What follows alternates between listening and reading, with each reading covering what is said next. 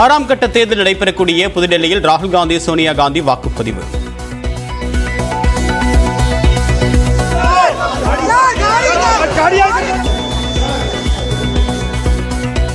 ஒடிசா தலைநகர் புவனேஸ்வரில் முதலமைச்சர் நவீன் பட்நாயக் ஜனநாயக கடமையை ஆற்றினார்.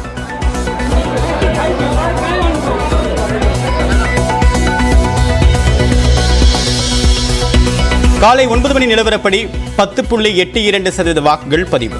மேற்கு வங்கத்தில் அதிகபட்சமாக 16.54% வாக்குகள் பதிவானதாக அறிவிப்பு.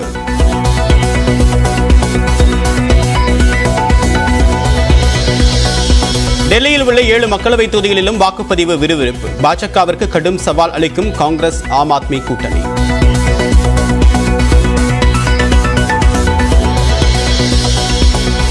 வங்கக்கடலில் நிலவும் குறைந்த காற்றழுத்த தாழ்வு மண்டலம் புயலாக வலுப்பெறுவதில் தாமதம். இன்று மாலைக்கு பிறகே ரீமெல் புயல் உருவெடுக்கும் என்று வானிலை ஆய்வு மையம் தகவல்.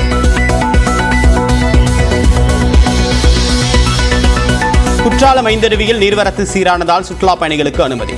மெயினருவி பழைய குற்றாலத்தில் குளிக்க தொடரும் தடை.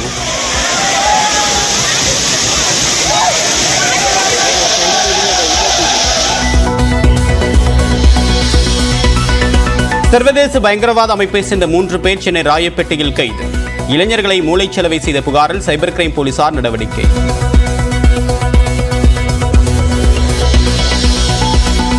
ஜெயலலிதாவை இந்துத்துவா தலைவர் என்று அண்ணாமலை சொல்வது அவருடைய அறியாமையை காட்டுகிறது. சாதி மதத்தை கடந்து அனைத்து தரப்பினராலும் மதிக்கப்பட்டவர் ஜெயலலிதா என்று சசிகலா அறிக்கை.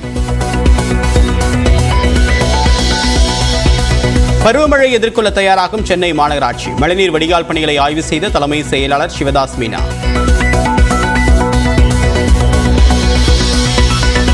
குரூப் 2 முதன்மை எழுத்து தேர்விற்காக மாற்றி அமைக்கப்பட்ட பாடத்திட்டம் வெளியீடு. குரூப் 2A முதன்மை தேர்விற்கான புதிய பாடத்திட்டத்தையும் வெளியிட்டது TNPSC.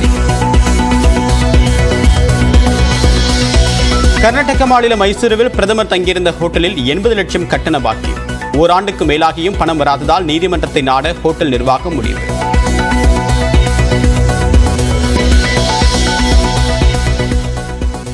மின் கட்டணம் தொடர்பான போலி SMS மீண்டும் உலா வருவதால் எச்சரிக்கை அவசியம்.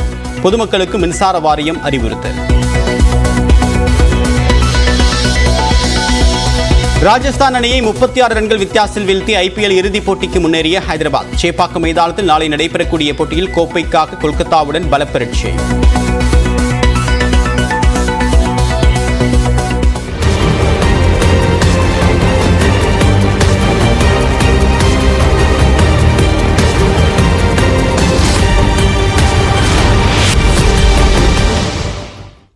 ஆறாவது கட்ட மக்களவைத் தேர்தலை ஒட்டி அரசியல் கட்சித் தலைவர்கள் பொதுமக்கள் தங்களுடைய ஜனநாயக கடமையை ஆற்றி வருகின்றனர். காலை 9 மணி நிலவரப்படி 6.10% வாக்குகள் பதிவாகியுள்ளன. உத்தரப்பிரதேசம், மேற்கு வங்கம், பீகார், ஒடிசா, ஜார்க்கண்ட், ஹரியானா ஆகிய மாநிலங்களிலும் டெல்லி, ஜம்மு காஷ்மீர் ஆகிய யூனியன் பிரதேசங்களிலும் உள்ள 58 தொகுதிகளில் இன்று வாக்குப்பதிவு நடைபெற்று வருகிறது. காலை 7 மணி முதல் பொதுமக்கள், அரசியல் கட்சித் தலைவர்கள் நீண்ட வரிசையில் காத்திருந்து வாக்களித்து வருகின்றனர். குடியரசுத் தலைவர் திரௌபதி முர்மு டெல்லியில் உள்ள வாக்குச்சாவடியில் தன்னுடைய வாக்கினை பதிவு செய்தார். காங்கிரஸ் கட்சியின் மூத்த தலைவர் சோனியா காந்தி, காங்கிரஸ் MP ராகுல் காந்தி ஆகியோர் தங்களுடைய ஜனநாயக கடமையை ஆற்றினர். அவர்கள் இருவரும் டெல்லியில் உள்ள வாக்குச்சாவடியில் வாக்களித்தனர். இதேபோல காங்கிரஸ் பொதுச் செயலாளர் பிரியங்கா காந்தி தன்னுடைய கணவர் ராபர்ட் வத்ராவுடன் வந்து டெல்லியில் உள்ள வாக்குச்சாவடி மையத்தில் வாக்களித்தார். மக்களவைத் தேர்தல் மற்றும் சட்டப்பேரவைத் தேர்தலை ஒட்டி புவனேஸ்வரில் உள்ள வாக்குச்சாவடியில் ஒடிசா முதலமைச்சர் நவீன் பட்நாயக் தன்னுடைய வாக்கினை பதிவு செய்தார். இதேபோல பிஜு ஜனதா தளம் கட்சி நிர்வாகி VK பாண்டியன் புவனேஸ்வரில் உள்ள வாக்குச்சாவடி மையத்தில் வாக்களித்தார்.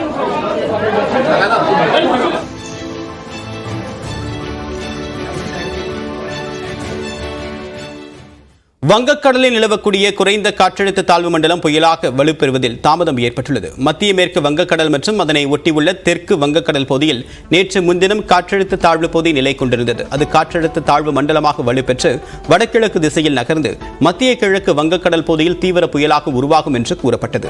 அதன் பிறகு வங்கதேசம் மற்றும் அதனை ஒட்டிய மேற்கு வங்க கடற்கரையை கடக்கும் என்று வானிலை ஆய்வு மையம் கணித்திருந்தது. இந்நிலையில் வங்கக்கடலில் நிலவக்கூடிய குறைந்த காற்றழுத்த தாழ்வு மண்டலம் புயலாக வலுப்பெறுவதில் தாமதம் ஏற்பட்டுள்ளது.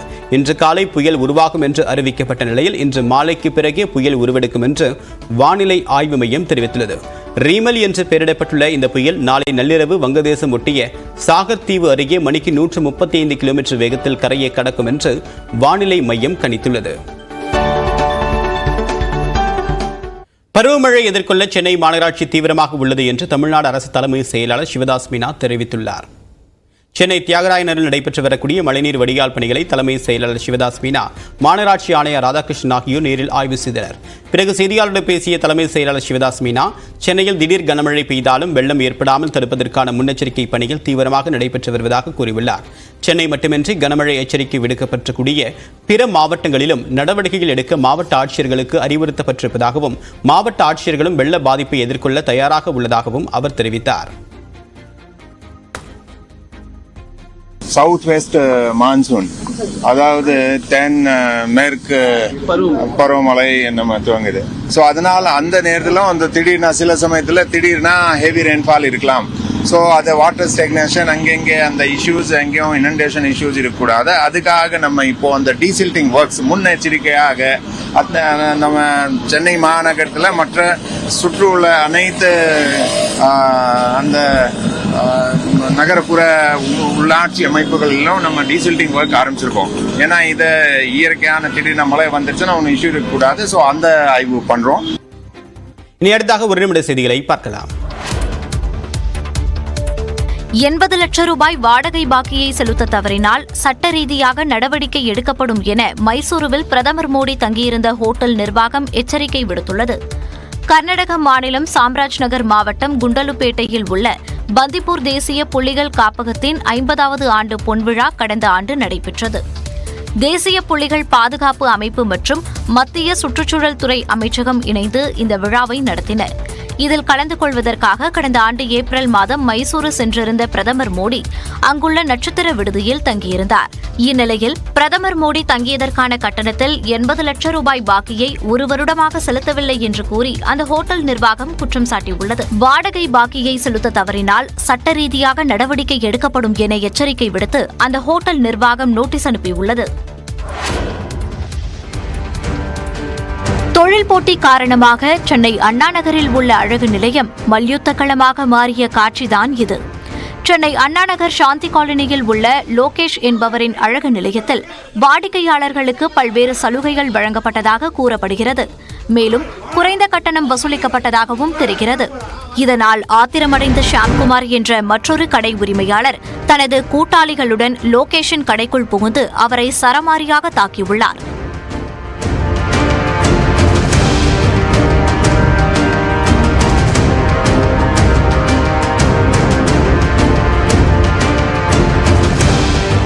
இதில் படுகாயமடைந்த லோகேஷ் மற்றும் அவரது மனைவி மருத்துவமனையில் அனுமதிக்கப்பட்டுள்ளனர். இந்நிலையில் லோகேஷ் அளித்த புகாரின் பேரில் ஷியாம்குமார் உட்பட 2 பேரை காவல்துறையினர் கைது செய்தனர். குரூப் 2 மற்றும் குரூப் 2A பணிகளுக்கான முதன்மை தேர்வின் புதிய பாடத்திட்டங்களை TNPSC வெளியிட்டுள்ளது. தமிழ்நாடு அரசின் பல்வேறு துறைகளில் உள்ள காலி பணியிடங்கள் TNPSC மூலமாக நிரப்பப்படுகின்றன. ஆண்டுதோறும் தேர்வு அட்டவணையை வெளியிடக்கூடிய தேர்வாணையம் ஒரு சில மாற்றங்களையும் அவ்வப்போது செய்து வருகிறது. அந்த வகையில் கடந்த மாதம் குரூப் 2 மற்றும் குரூப் 2A நிலையில் உள்ள பணியிடங்களுக்கான முதன்மை தேர்வுகள் தனித்தனியாக நடத்தப்படும் என்று அறிவித்தது. மேலும் குரூப் 2 பணியிடங்களுக்கு நேர்முக தேர்வு கிடையாது என்றும் குறிப்பிட்டது. இந்நிலையில் குரூப் 2 முதன்மை தேர்வுக்கான மாற்றி அமைக்கப்பட்ட பாடத்திட்டமும் குரூப் 2A முதன்மை தேர்வுக்கான புதிய பாடத்திட்டமும் வெளியிடப்பட்டுள்ளது. அதன்படி குரூப் 2 முதன்மை தேர்வில் தமிழ் தகுதித்தாலும் பொது அறிவும் விரிவாக விடையளிக்கக்கூடிய வகையில் பாடத்திட்டம் மாற்றியமைக்கப்பட்டுள்ளது. அதே சமயம் குரூப் 2A முதன்மை தேர்வில் தமிழ் தகுதித்தால் மட்டும் விரிவாக விடை அளிக்கக்கூடிய வகையிலும் பொது அறிவுத்தாள் கொள்குறி முறையில் விடையை தேர்வு செய்யக்கூடிய வகையிலும் புதிய பாடத்திட்டம் வெளியிடப்பட்டுள்ளது. இதில் பொது அறிவுத்தாளில் 50% வினாக்கள் பட்டப்படிப்பு தரத்திலான பொது அறிவு சார்ந்ததாகும். 20% வினாக்கள் 10ஆம் வகுப்பு தரத்திலான கணக்கும் 30 விழுக்காடு வினாக்கள் 10ஆம் வகுப்பு தரத்திலான பொது ஆங்கிலம் அல்லது பொது தமிழில் இருக்கும் என்று கூறப்பட்டுள்ளது. TNPSC-யின் ஆண்டு திட்ட அட்டவணைப்படி 2030 காலி பணியிடங்கள் கொண்ட குரூப் 2 மற்றும் குரூப் 2A க்கான தேர்வு அறிவிப்பு ஜூன் 28ஆம் தேதி வெளியாக வேண்டும்.